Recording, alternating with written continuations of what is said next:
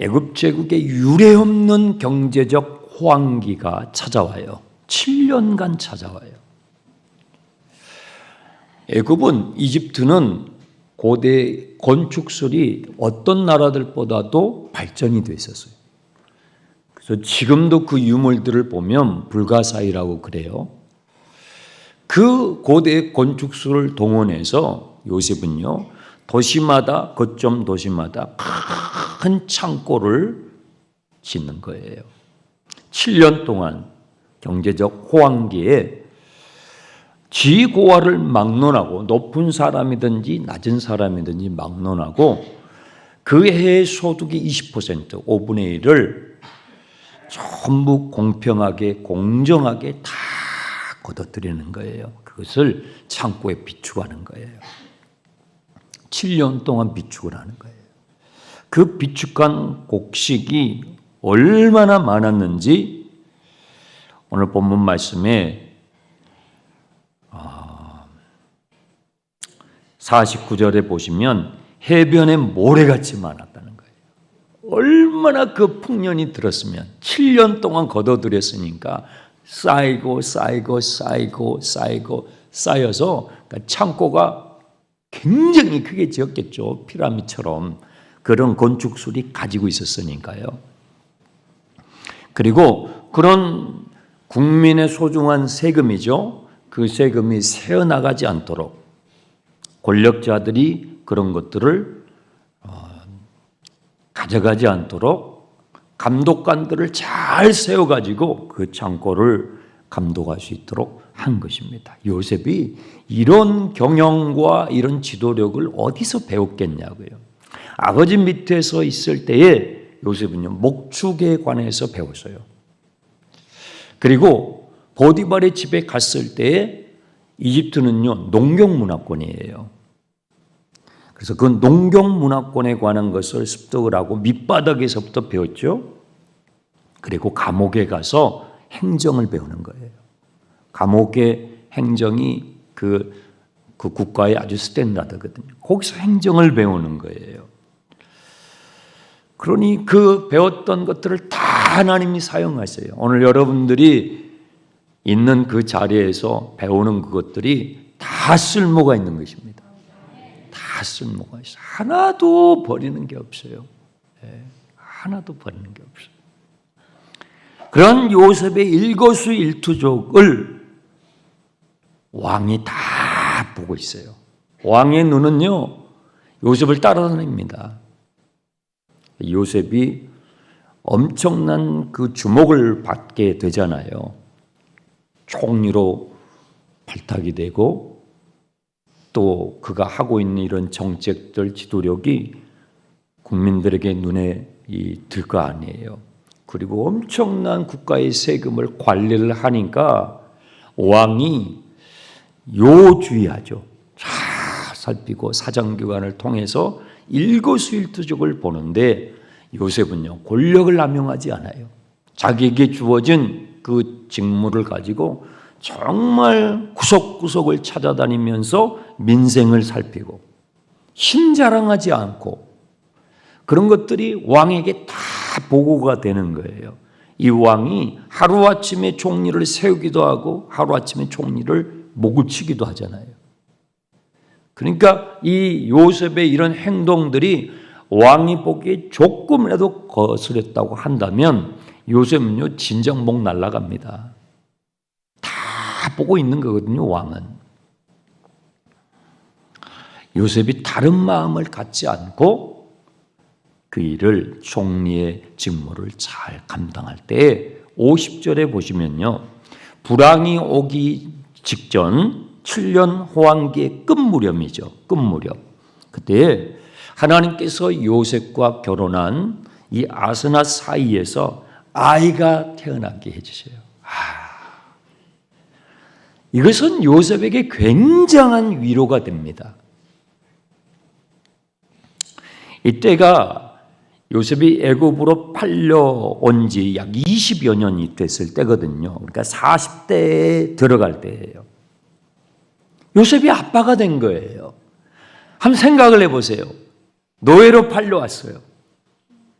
내가 과연 결혼할 수 있을까? 나에게 그런 날이 올 수 있을까? 나에게 그런 기회가 있을 수 있을까? 그 애굽에 있는 아이들이 지나갈 때 노예잖아요. 팔려온 노예예요. 내가 과연 결혼할 수 있는 기회가 올 수 있을까? 내가 아빠가 될 수 있을까? 상상도 할 수 없어. 상상도. 노예인데요. 노예인데. 그런데 타국에서 요셉이 아빠가 됐을 때 그 요셉의 심정을 한번 생각해 봐요. 요셉은요, 늦둥이로 태어났잖아요. 엄마가 라헬이었죠. 라헬이 굉장히 주님 앞에 기도하고 예를 쓰면서 레아는 아이를 많이 낳았지만 요셉의 친엄마인 라헬은요, 아주 이 요셉을 늦게 낳았거든요. 귀한 자식이거든요. 어렵게 낳은 자식이에요. 그리고 이렇게 노예 생활을 하면서 가족을 떠나서 살아갈 때 나에게 과연 가정을 이룰 수 있는 날이 올 수 있을까? 내가 결혼을 할 수 있을까? 내가 정말 아빠가 될 수 있을까? 요셉은 상상도 할 수 없었어요. 근데 하나님께서 그날을 주신 거예요. 프라임 목장의 우리 큰형님들, 큰누님들 제가 이렇게 가끔 대화를 하면서 우리 형님들, 누님들이 결혼하셨던 이 얘기를 제가 들어요. 그럼 참 재밌습니다. 근데 그분들은 결혼을 하실 때 데이트를 하고 연애하는 시간들을 충분히 갖고 결혼하신 분들이 거의 많이 없어요. 주로 양가 부모님들이 날 잡아요. 그러면 얼굴 한번 보고 뭐 대화도 많이 하지도 못하고 상대방이 누군지 어떤 사람인지도 잘 모르고 그리고 그냥 결혼하면서 결혼하고 살아가면서 서로를 알아가는 거예요. 그렇게 많이들 결혼을 우리 큰형님, 큰누님들이 하시단 말이에요. 살아가면서 그러면서 서로를 알아가고 정이 쌓이는 요즘은 뭐 어림없지 않습니까? 네. 요셉은요 결혼을 했는데 이 두 아이를 낳았는데 이 두 아이를 타국에서 키우잖아요. 애굽이라고 하는 타국에서 키우는데 아무래도 엄마 쪽 모계죠. 엄마 쪽 영향을 직접적으로 받으면서 이 아이들이 성장할 수밖에 없잖아요. 타국에서, 애굽에서. 말도 애굽 말이에요. 문화도 애굽 문화예요. 음식도 다 애굽 음식이에요. 옷도 다 애굽이죠. 친척도 전부 친척도 다 애굽 사람들이에요. 그래서 이 두 아이는 요셉의 두 아이가 태어나는데 이 두 아이는 엄마 쪽의 영향을 엄청나게 받게 되는 거죠. 그래서 요셉이 총리직을 수행하면서 가지고 있었던 아주 중요한 기도 제목이 생긴 거예요. 뭐냐면 애굽에서 살아가면서 어떻게 하나님의 백성의 정체성을 지킬 것인가? 그리고 그런 하나님의 백성의 정체성을 내 자녀들에게, 자식들에게 어떻게 전수해 줄 것인가? 이것이 총리 요셉의 큰 기도 제목이 된 거예요. 애굽 말을 써야 되죠. 애굽 음식을 먹어야 되죠. 애굽 문화권에 살죠. 학교를 보내도 다 애굽 학교로 보내야 되잖아요. 그러면 이 두 아이를 어떻게 신앙의 정체성을 하나님을 믿는 신앙의 정체성으로 이 아이를 양육할 것인지 이것이 요셉에게는 굉장히 크나큰 기도의 제목이었던 거예요. 언젠가는 아버지를 만나야 되잖아요. 언젠가는 형제들을 만나야 되잖아요. 언젠가는 친동생인 벤야민도 만나야 되잖아요. 그러면 그 사이에 또 조카들이 태어났었을 거 아니에요. 그 조카들 또 언젠가는 만나야 되는데 지금 태어난 이 요셉의 두 아이들은 애굽말을 써요. 혼혈인이에요. 아버지는 히브리인, 엄마는 애굽 사람이에요. 그래서 피부색이 달라요. 외모가 좀 달라요. 말도 달라요. 그러면 요셉은 아버지에게 편애를 받으면서 형님들에게 엄청나게 미움을 샀는데 언젠가는 아버지를 만나고 가족들을 만났을 때 내 자식들이 또 미운 털이 바뀔 수가 있어요. 그런 상황이 놓인 거예요. 그런 상황이 놓인 거예요. 이것이 요셉에게는요, 아주 큰 기도 제목이 된 것입니다. 어떻게 이 애굽 땅에 살면서, 타국에서 살면서 나의 신앙의 정체성을 지키고 또 내 자식들에게 신앙의 정체성을 전수해 줄 수 있을까? 이것이 요셉에게 대단히 중요한 기도의 제목이 되었던 것입니다. 이 부분을요, 요셉은 자기의 와이프인 아스낫과 많은 대화를 했던 것 같아요. 이 행간을 읽어보면 내가 어떻게 애굽에 팔려게 되었는지, 내가 지난 20여 년의 긴 시간 동안에 당신을 만나기까지 내가 이 애굽 땅에서 어떤 일을 겪어야만 했었는지, 그런 것들을요, 이 두 사람은 사랑하고 나서 결혼한 사이가 아니에요. 살면서 정이 쌓인 사이란 말이에요. 그래서 자기 이야기하고 상대방 이야기 듣고, 자기 이야기하고 상대방 이야기 듣고, 내가 어떻게 이 애굽 땅까지 와서 오늘 이렇게까지 되고 당신을 만나게 됐는지, 우리 두 사람에게 만나게 되었는지를 많은 대화를 주고 받은 것이죠. 그리고요, 이 부인이었던 아스낫이 요셉을 보면서, 요셉과 함께 살면서, 내 남편 요셉은 정말 하나님이 아니면 해석이 될 수 없는 인생이구나, 그 결론에 도달하는 거예요. 생각을 해보세요. 히브리 사람이잖아요. 그런데 총리가 됐단 말이에요. 내 남편이 됐어요. 상상할 수 없는 거예요, 아스낫에게도. 이 얘기를 듣고 서로 나누며 살아가면서, 야, 진짜 내 남편은 남편의 말대로 하나님이 아니고는 우리 남편의 인생은, 또 나와의 이 결혼 생활은 해석될 수가 없는 것이구나 하면서 요셉을 보면서 요셉을 통해서 하나님을 알아가게 되는 거예요. 그래서 이 아스낫은요, 남편을 잘 내조하는 아내가 됩니다. 그 증거가 있어요. 그 증거가 뭐냐면 51절을 보세요. 51절, 52절에 두 아이의 이름을 짓는데 이 두 아이의 이름이 히브리식 이름이에요. 이것은 남편인 요셉과 부인인 아스낫 사이에 서로 동의가 되지 않으면, 왜냐하면 지금 요셉은 애굽에 있어요. 처갓집에 굉장한 도움을 받으면서 지금 있다고요. 정치 활동을 한단 말이에요. 그런 상황에서 아내와 함께 이것이 동의가 되지 않으면 두 아이의 이름을 히브리식으로 지을 수가 없어요.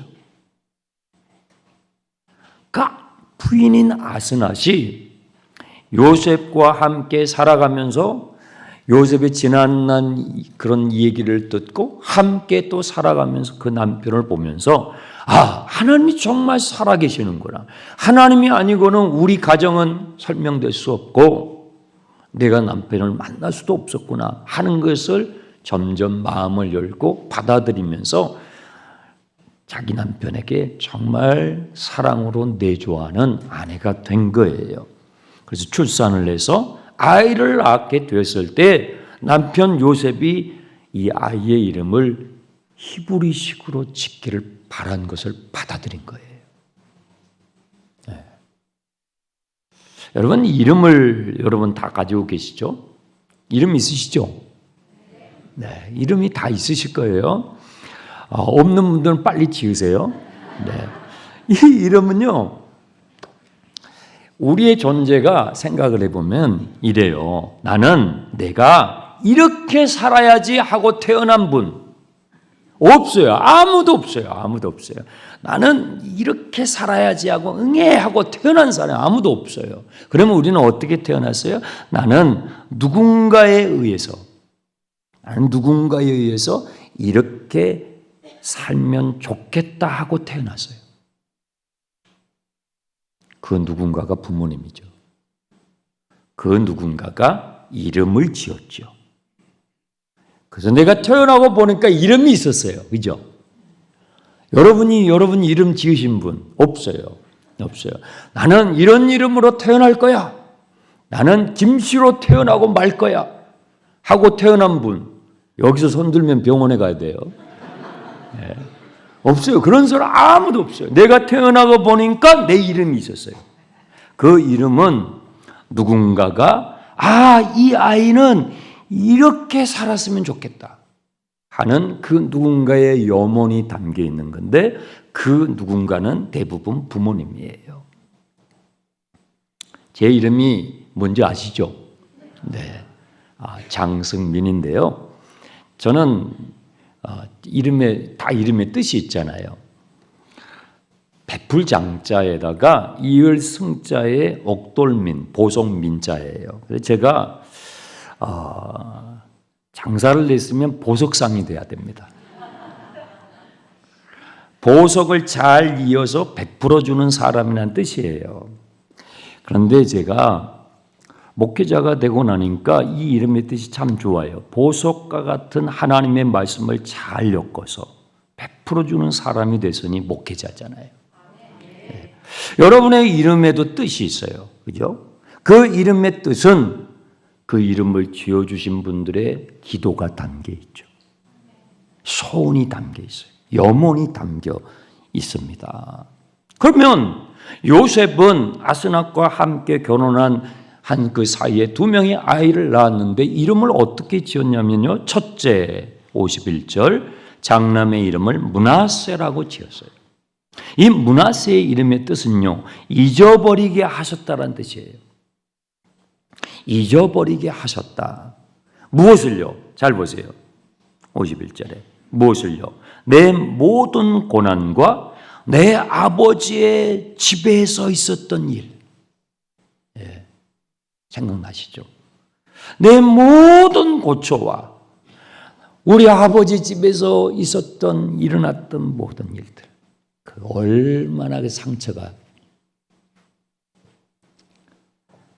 깊은 상처, 쓰라린 과거의 상처. 네. 우리의 상처의 많은 부분은요, 가정에서 생겨요. 나하고 먼 사람은요, 나에게 상처를 주지 않아요.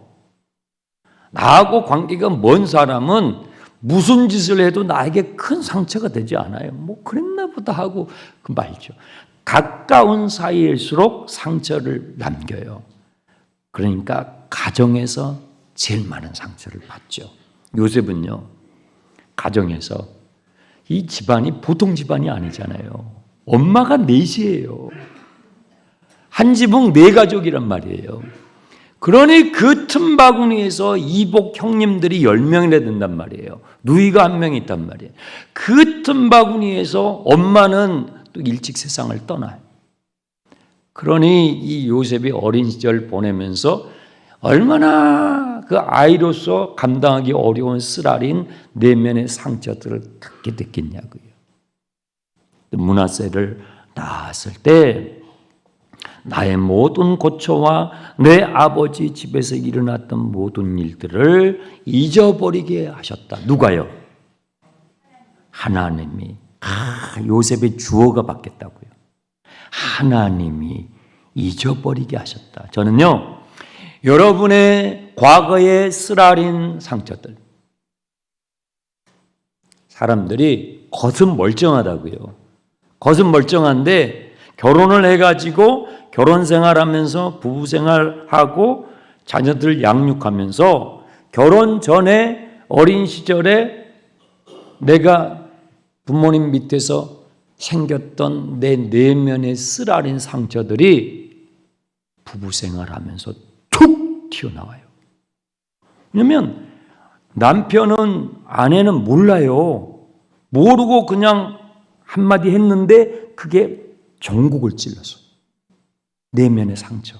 아물지 않는 쓰라린 과거의 상처.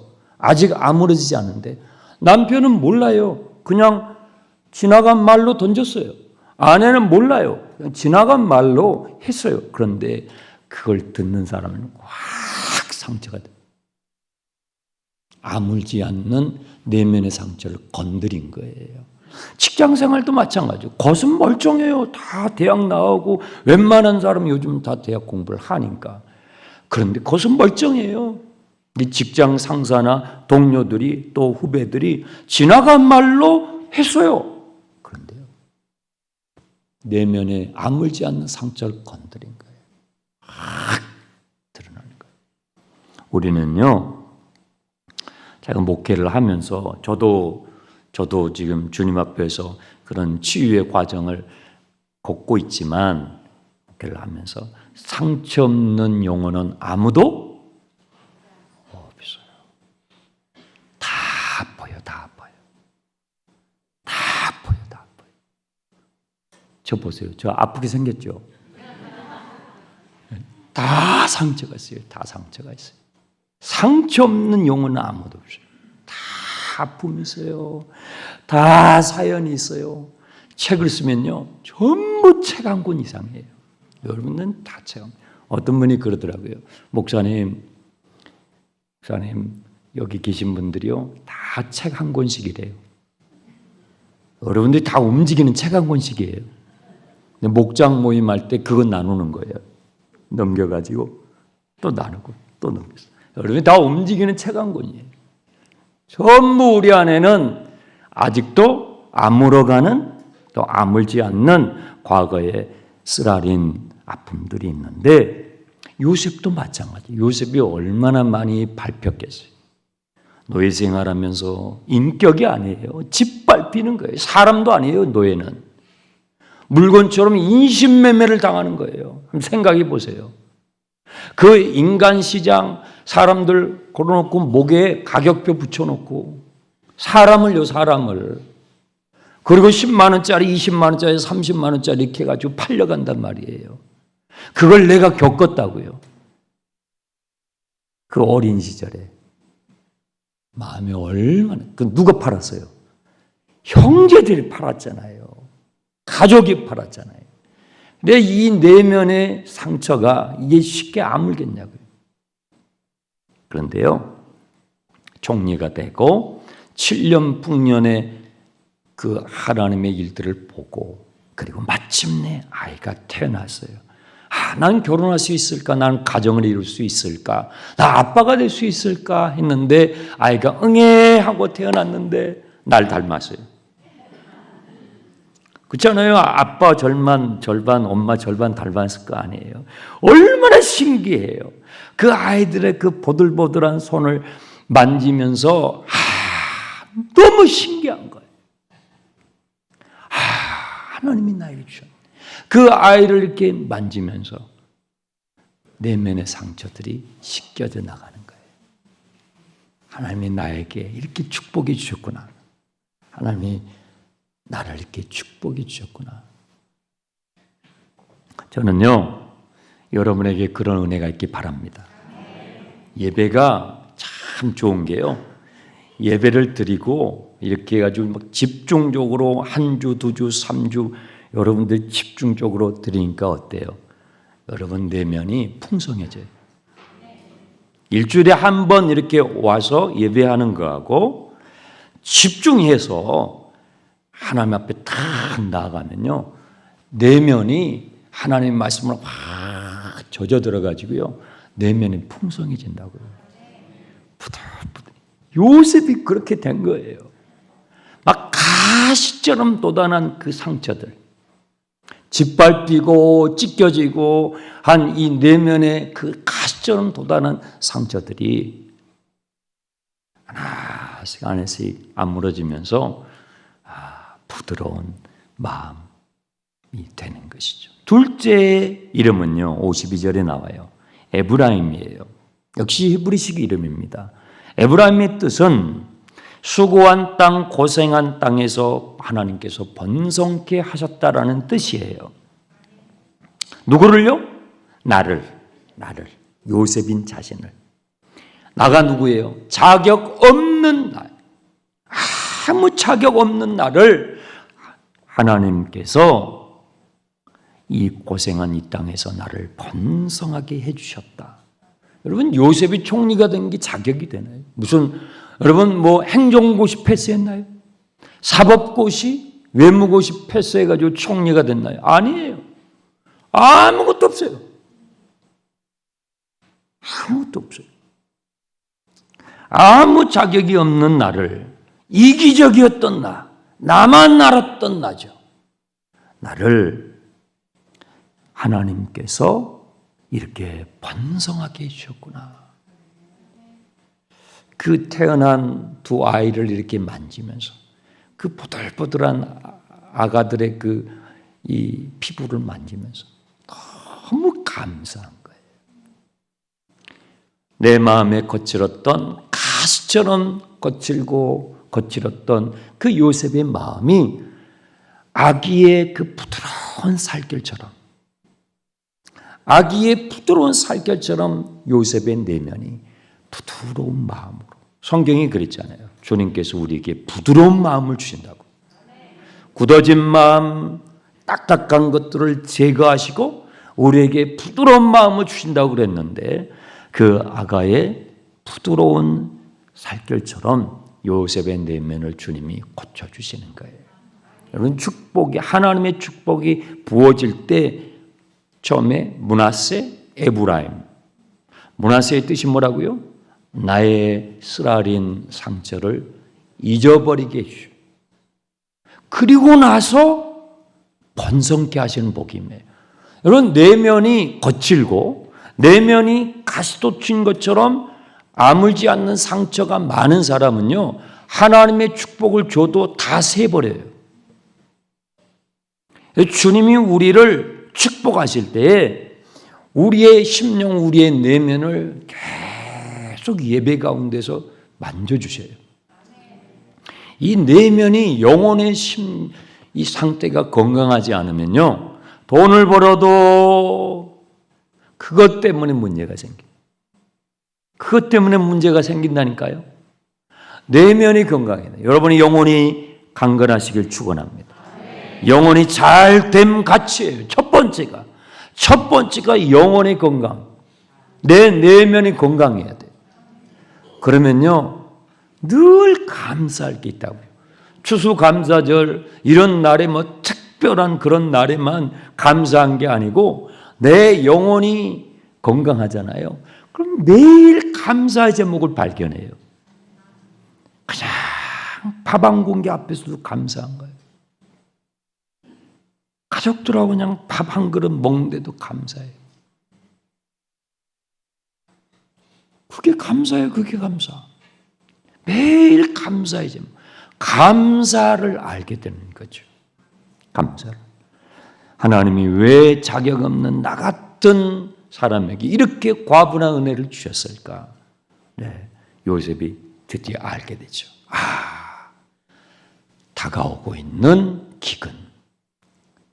7년의 풍년에 유례없는 풍년을 잊어버리게 할 만큼 혹독한 기근이 지금 몰려오고 있는데, 그 다가오는 기근의 때를 잘 이겨내고 나를 살려주시고, 나뿐만 아니라 내 가족을 살려주시고 내 주위에 있는 사람들, 많은 사람들을 살려낼 수 있도록 하시기 위해서 하나님께서 나를 이렇게 훈련시키시고 나를 이렇게 이 자리에 세우셨구나. 어렸을 때 주셨던 그 꿈의 의미를 비로소 알아가게 되는 거예요. 군림하고 사람들에게 절받고 의시되고 과시하고 그런 의미가 아니라 하나님께서 주셨던 그 어린 시절의 진정한 꿈의 의미를 요셉이 2명의 아이를 낳아서 그 아이를 양육하면서 알아가게 된 거예요.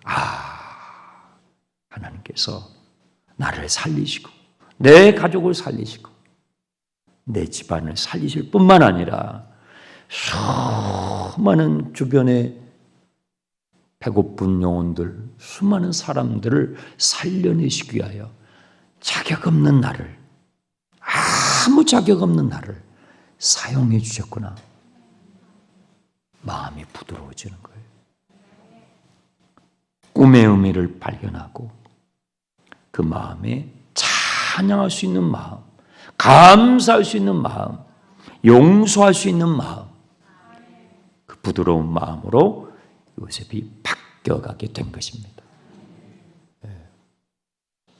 그래서 이제 여러분들이 보시게 되면 아시겠지만 주님이 그렇게 하시고 나서 가족들을 만나잖아요. 이게 안 되면 만날 수가 없어요.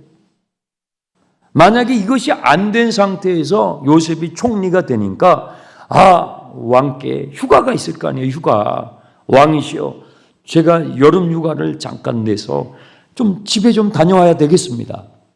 그러면 그래, 다녀와라. 제가 좀